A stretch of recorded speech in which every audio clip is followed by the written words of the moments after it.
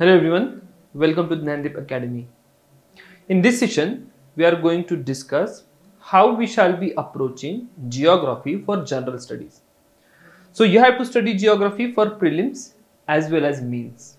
Now let us try to understand what is the importance of this particular subject, what is the syllabus of this subject, and what nuances you should be having in your mind as you are approaching towards UPSC 2024. Now, first and foremost, find answer to this particular question. The question is, why a civil servant should study geography?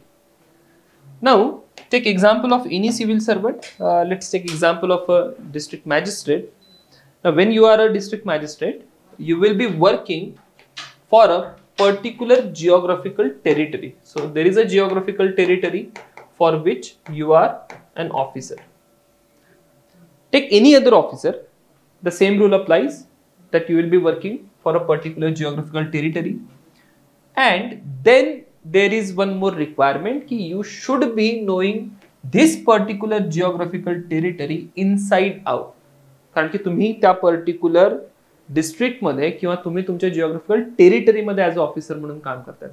And that is where this requirement comes in की तुम्हाला तो particular area inside out माहिती असला पाहिजे, right? And that is why you are going to be needing geography or understanding of geography once you become a civil servant. And that is why you will find that every government exam, कोणती पण government exam घ्या, in that exam you will have geography as a subject की तुमचे geography चे fundamentals clear असले पाहिजे, so that when you become an officer, whatever geographical territory you are working in, you should be able to deal with that.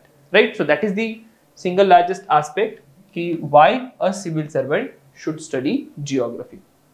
Now you become civil servant only after clearing prelims, mains and interview, and then there comes the importance of geography as a subject in your exam.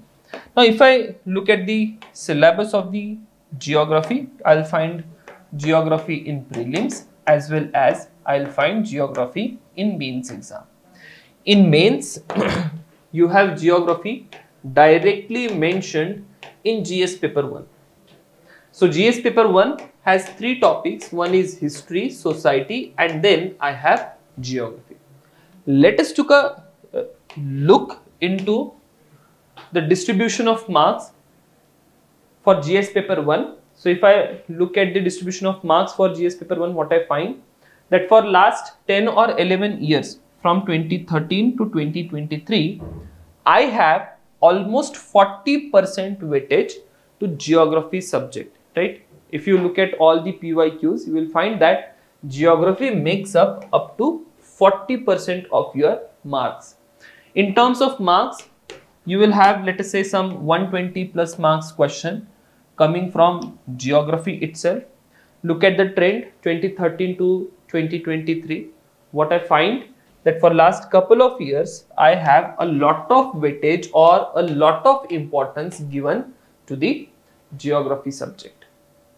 Now, let us understand what questions I'm supposed to look for when it comes to any GS paper 1. So, in GS paper 1, question 1, 2 and 3, this will be from history. All these 3 questions are from history.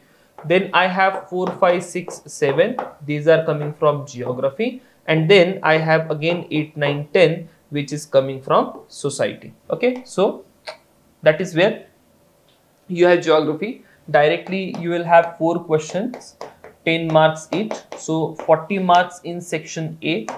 Then let's move to section B. In section B, again similar pattern, 11, 12, 13, I will have history. 14, 15, 16, 17, generally I will have geography. And again 18, 19 and 20, I will have society. So I have 4 more questions for 15 marks each.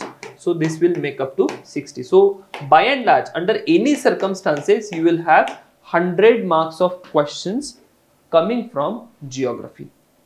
Other than this, what I might also have 1 or 2 questions which will compensate for society or even history. Sometimes what will happen, there will be one additional question from geography, and that will make up to around 120 marks or so. Fine. So that is the general trend we observe when it comes to the distribution of marks for last few years. Now, if we have established this particular part, we have 120 plus marks worth in GS paper 1.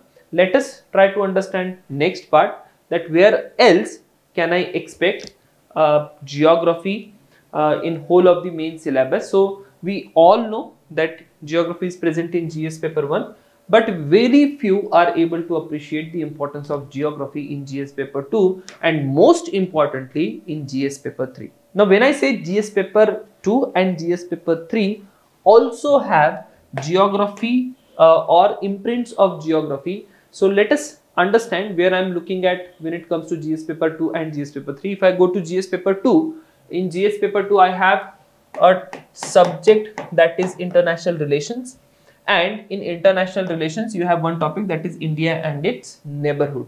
Now when I start with geography of India, in geography of India I have very first chapter which will talk about the location and extent of India, where India is located and what is the extent of boundary of India.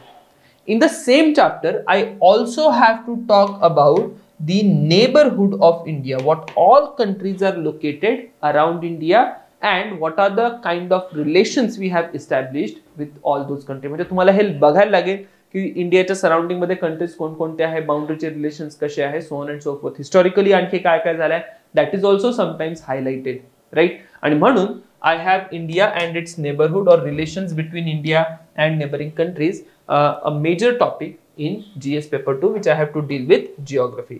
Then let's move to GS paper 3. In GS paper 3 I have agriculture, right, and in agriculture you will be having cropping, irrigation, so on and so forth. This all will constitute for geography subject. So if you have ever read agriculture, you'll find that most of the time you have read agriculture in geography itself, right? So whatever childhood memory you have, let's take example of like 6 to 10th पर्यंत तुम्ही कधीतरी geography वाचला, and in that 6 to 10th geography more likely you are like की कुठेतरी तुम्हाला agriculture एक topic होता.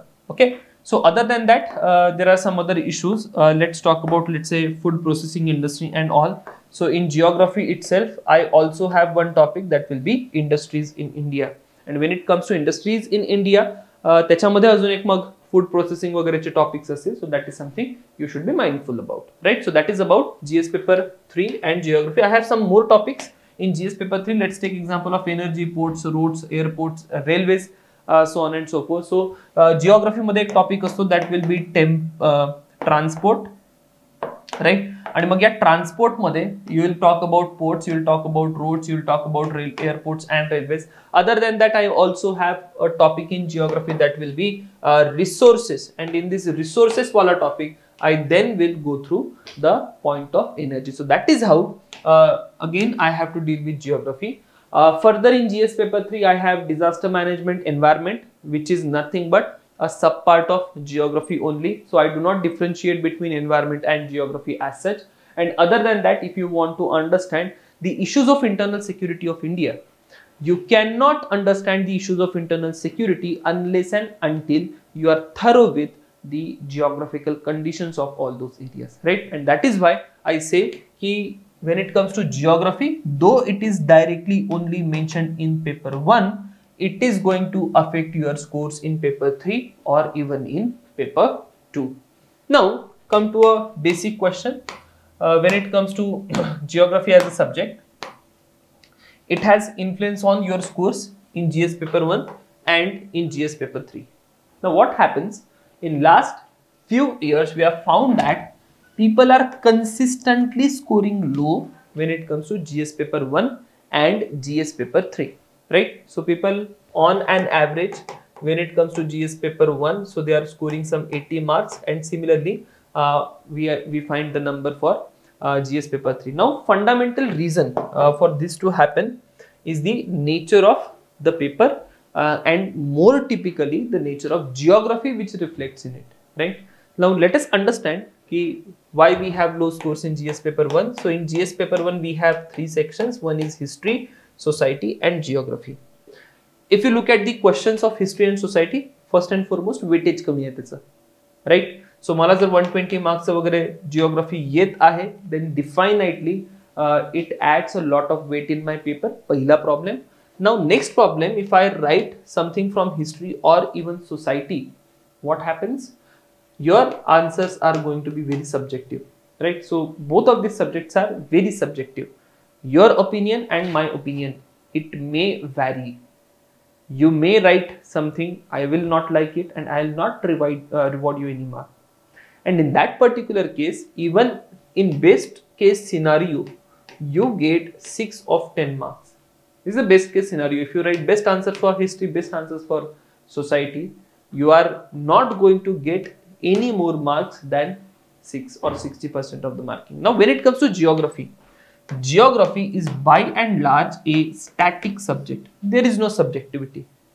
Whatever reason or whatever answer you will provide for a particular question, same will be provided by me also, and then there is no variation between your answer and my answer.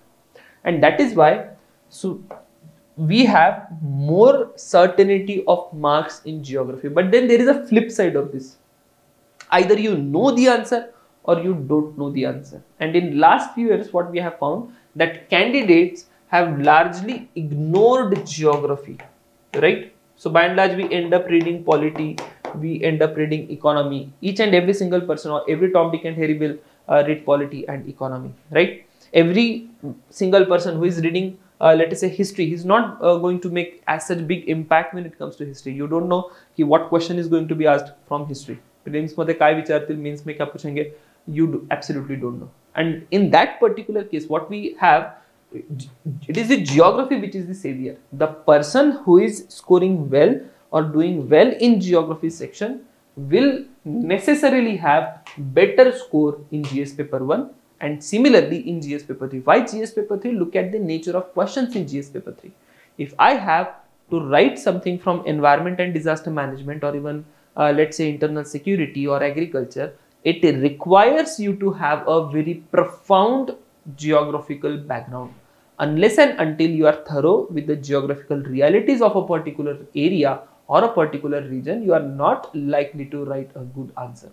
And that is where this particular subject has a very high weightage, right? Now, when it comes to the marks which you are going to score in when it comes to writing geography answers, so the marks in geography will well go beyond 80% or so will be the scoring. So if you write best of your answers for history and society, you are more likely to get 60% marks.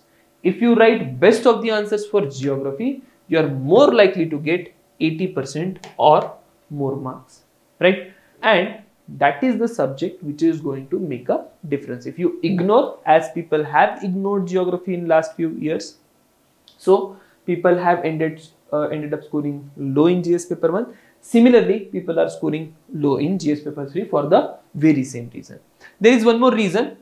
If I look at the geography paper or geography questions, what I find that quite a few questions are coming from optional level papers, right? So whatever geography optional level papers we have, I find that a couple of questions are being picked from there also, and that is also creating some kind of problem and resulting into low score. So I'm not suggesting like you have to do optional level of preparation, but what I'm suggesting, you cannot ignore this particular subject. You have to be very thorough with this particular subject, prepare it well, and be assured about your marks. So that is about the low scores in geography. Now let us take a look at the syllabus for geography. Now first and foremost, I have salient features of world's physical geography. Then I have distribution of key natural resources across the world, factors responsible for the location of primary, secondary and tertiary industry in various parts. So this is one point, this is one point. So I have resources here, I have industries here, and then I have important geophysical phenomena. Barring this, further I go forward to the changes in geographical features and changes in flora and fauna and their effect. So these are the few topics. What I have done, I have just separated all these topics and I have made 7 subtopics out of it. Now try to understand each and every single topic. First instruction I will give you here is कि whenever you go through or whenever you see the syllabus of geography, the problem here is the syllabus is only directive. That syllabus gives you a direction only. It will just tell you कि you have to go in this direction. This particular syllabus is not telling you the exact content what you should be reading, and that is why I have a suggestion for you कि you should be following the way we are going to approach this particular subject. Now, when it comes to geography, I can divide geography in two parts. First part of geography is called as physical geography, and another part of geography will be termed as human geography. Now, when it comes to physical geography, it can further be divided into 4 or 5 parts. One is geomorphology. Next, I have climatology. Further, there will be oceanography. Then I have biogeography, and if at all needed, I can have environmental geography. Fine. So this is something I have to study in physical geography. Now, when it comes to human geography, in human geography, I can have one part as economic geography and other part as social geography, right? Now, when it comes to economic geography, it can further be divided into, let us say, resources, industry and transport, and social geography can be then divided into population, migration and settlements, right? So that is how we are supposed to approach this particular subject. So geography will get divided into two parts, physical and human geography, further division, and then I have further divisions. Okay, now our story does not end here. If you look at the syllabus, nowhere the syllabus says that you have to study geography of India. But if I look at the questions, and then that is intuitive also, right? You should be very well understanding this particular fact that there will be questions from geography of India at mains. And when it comes to the geography of India, I have a few topics in syllabus. Around 11 topics will be there in geography of India. First and foremost, that will be location and extent of India. Second is physiography of India. Third topic is drainage or river system of India. Fourth topic will be climate of India. After that, we will move on to a topic called as natural vegetation. Okay, and further I can go forward to soil. Now look at this particular list. This is a typical list which you will find in any standard textbook of geography of India. If you have like studied geography till 10th standard, the कुठेतरी त्या 10th standard च्या syllabus च्या index मध्ये you will find this kind of index only. If I go further, once I am done with soil, I have let us say agriculture. Further, I will have a topic that is resources. Next, after resources, I will go about industry. Once I am done with industry, I will go forward to a topic called as transport, and finally I will have one more topic that will be social geography. In social geography, again I will talk about population, I will talk about migration, and then I will talk about settlement. So this is the typical list of topics you are supposed to prepare when it comes to geography of India. So in geography of India, there will be 11 topics, and prior to that I have fundamentals of geography. Here I'll say this is fundamentals of geography, right? In fundamentals of geography, I have physical geography and human geography, and then I have geography of India. So this is the actual syllabus of geography for UPSC. Now I cannot divide prelims and mains, so we will be having an integrated approach. We will prepare for prelims as well as we will prepare for mains also, right? Now that is all about, like, I have made you go through the syllabus for mains. Let's talk about how geography is going to affect you in prelims. Now when it comes to prelims, I'll come to these questions later. Let's first talk about prelims. So I have a typical meme which explains how geography is very important when it comes to preliminary exam. Now, if I look at the trends of last 10 years, what I find that the number of questions from geography has increased tremendously for last couple of years. So I can have like around 20 questions from geography. So 2013, 2023, 2024. Look at these numbers. So more or less 22 questions are there directly from geography. Now when it comes to geography questions, it is generally you will have some basics in from geography. At the same time, you will have one more section that will be mapping section of geography, right? So from both of these sections you are going to get questions. Other than that, there is one more section in UPSC prelims, that is agriculture. Now there is no separate topic which is mentioned as agriculture, but by and large your paper will have some questions on agriculture, and you will have to study this agriculture wala part in geography itself. Now, if I look at the number of questions from agriculture, look at the number of questions, environment and agriculture clubbed together. So, by and large, if you want a split, around 8 to 10 questions will be from agriculture, and similar 15 or 18 questions will be from environment. Now, you must be asking a question, why you are including environment in geography? The answer is very simple. Answer is, if you want to understand environment, understand geography first. Unless and until you are thorough with geography, there is absolutely no way you are going to understand environment, right? And that is why I have clubbed this environment wala part. So that is evident, geography and agriculture is evident, but why environment needs to be here? Because geography will define how good you are at environment. Now, if I look at the total number, this is the total number for geography, agriculture and environment. So on an average, I am expecting 40 questions from this only section. Now look at the cutoff. By and large, cutoff was last year 75.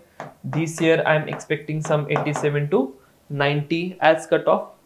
Now when I have like this much of cutoff and 40 questions coming from geography, or 40 questions are based on geography, even if I am able to manage 30 questions out of this, I am getting 60 marks and I am way closer to the cutoff. Now understand why I say it is the geography or geography, agriculture, environment combination which will define what happens with you in prelims. Now when it comes to all of your preparation days, most of the time all of the candidate will be preparing polity. Almost each and every single candidate has started his or her preparation with polity, right? There will be like hardly any candidate who doesn't know polity. So whatever questions which are going to come from polity, each and every single candidate will either know it or they won't know it. Similarly is the case of economy. Half of your life while preparation, you will be spending it towards economy, right? Next, if you prepare modern history, there is only one book you have to do, that is spectrum. So Sagyanna te spectrum part hasta, each and every single person will do that spectrum well. And once you do spectrum well, either you know from that particular section or you don't know. तुम्ही करणार किंवा तुम्ही नाही करणार त्या particular सेक्शनचे answers, आणि याच्यामध्ये पण डिफरन्स क्रिएट होणार नाही. Now let's go to other part of the history, ancient history or even medieval history. I haven't found any candidate who is able to crack this code. For last few years, what I find that people are not able to make questions right from this particular section. Okay? So every single person is right in this particular section. Every single person is wrong in this particular section. Now the question here is, which subject is then going to define whether you will clear the prelims or you will not clear the prelims, right? So it will be geography, agri and environment. Those candidates who are good at this particular section are on the other side. Those who are not good in this particular section are not as likely to clear prelims. I'm not saying that you will not ever crack prelims, okay?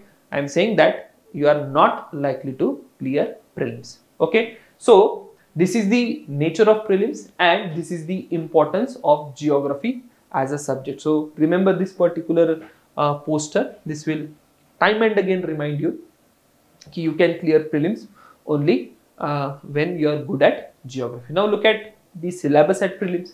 Now prelims syllabus is again very directive. There is no specificities which have been introduced. So specifics are like Indian and world geography, physical, social, economic geography of India and the world. So you absolutely don't get what UPSC wants to say, and again UPSC is just giving you a direction in which you are supposed to prepare. So that is why I already have given you what should be ideally the flow of your discussion and what all subjects and subtopics you are supposed to cover in this particular part. Now that is about the prelims, what care you have to take in prelims, that is something we have addressed.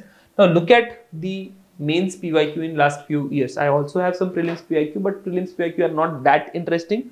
What I find at prelims, that questions are fairly basic.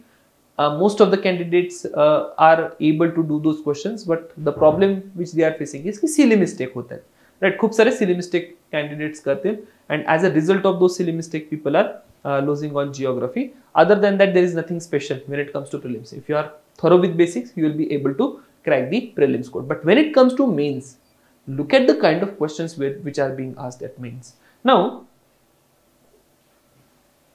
look at this third question. How are dash dash dash formed? What do they constitute? Some of the picturesque areas of the world. Now when I look at this question, what I find की असा question कुठे विचारला जातो? Mostly geography optional मध्ये विचारला जातो. ठीक आहे. If this question appears in geography optional, I am 100% fine with that. But what I find की UPSC ची एक टेंडेन्सी मागच्या काही दिवसांमध्ये ही दिसते की UPSC is picking questions from optional and putting those questions in general studies. And typically हे कोणत्या optional सोबत होत आहे? हे होत आहे जिओग्राफी ऑप्शनल सोबत. I absolutely don't know the reasons. Fine, but this is the proof that this is happening. Look at the next question also. What is happening with next question? I have a very typical region being asked, Bhojpur region, and the easterly winds or Purvaya monsoon in Bhojpur region. Again, I will read these regions in micro details only in my geography optional. I am less likely to read this in GS wala paper, and that is why again these are the questions which are creating difficulties for most of the candidates. Maybe the candidates belonging to geography optional are able to handle these particular questions, but rest of the population is not so comfortable with all these questions. If you take other questions, let's talk about the first question, discuss the consequences of climate change on the food security in tropical countries. Now again, problem here is it looks like a geography question, right? But then there is word climate change, so many people will confuse it as environment question as well. And that is why I am saying that there is no strict separation or there is no watertight compartment between geography and environment, right? So whatever you can apply from geography to the environment, you should willingly do that, you should practically do that, and that is how you will boost your score of environment. Similarly, whatever can you bring in geography from environment, bring that into geography, and that is how you will also score the score of geography section. Now that was about the some sample questions. Look at this particular question again. Typically I use one phrase that geography is everywhere and geography is everything. Now why I say ki geography is everywhere and geography is everything? So here I have one question ki why did human development fail to keep pace with economic development in India? Okay, so with a primary glance you are more likely to say ki this particular question belongs to economics, right? But this is not a question of economics. This is a question of geography, where you have to explain ki why there is no human development in India, and for the failure of human development in India, you have to explain geographical reasons. Okay.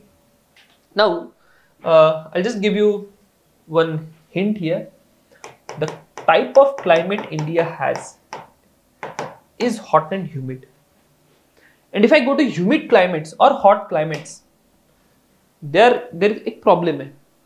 या particular regions मध्ये, अशा climate मध्ये, you will have more bacteria, more germs, right? Pestilence खूप जास्त आहे, disease prevalence खूप जास्त आहे. And when there is high level of disease prevalence, याचा impact काय आहे? याचा impact आहे की human development difficult होते. Clear? And that is why I have to bother about this particular part. इथे बघा, दिसायला हा इकॉनॉमिक्सचा क्वेश्चन आहे, but this is not the economics question. This is typically the geography question. Similarly, let's talk about next question. From being a net food importer in 1960s, India has emerged as net food exporter. Most of the candidates are misconstrue this particular question as the question of economics. Clear? And that is why I have to be very careful, very sure whenever I am preparing geography.